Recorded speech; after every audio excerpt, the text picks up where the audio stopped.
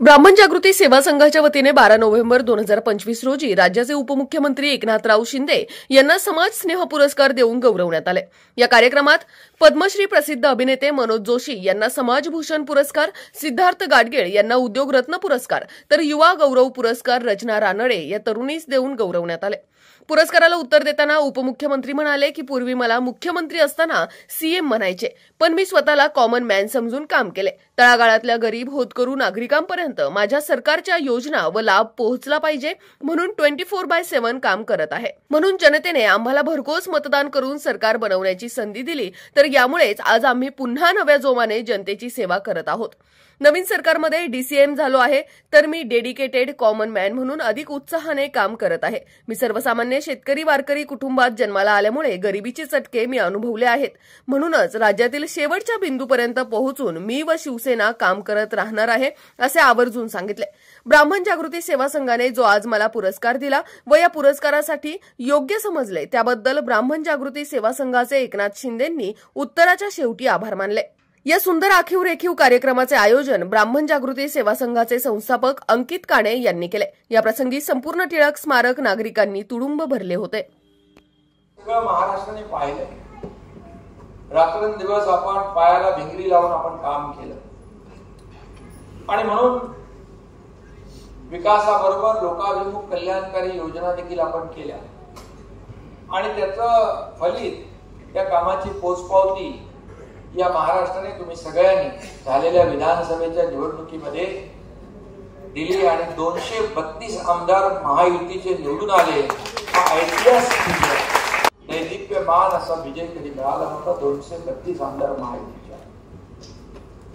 देवेंद्रजी आता आमचे मुख्यमंत्री आहेत, सर्व समाजाला जातीपातीला घेऊन पुढे जात आहेत, राज्याचा विकास करतायत, लोकाभिमुख कल्याणकारी योजना पुढे जात आहेत आणि त्यामुळे खऱ्या अर्थाने हे राज्य जे आहे हे राज्य सर्वसामान्यांचं आहे आणि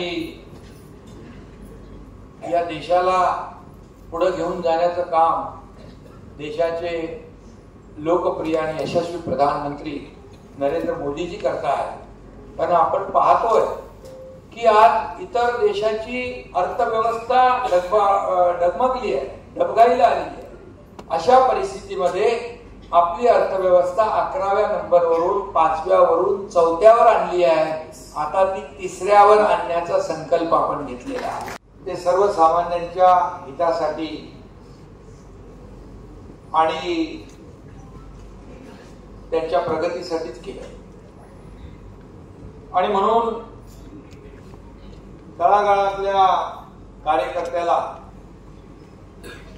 या ठिकाणी आपण काम करणाऱ्या कार्यकर्त्याला पुरस्कार या ठिकाणी आपण दिला।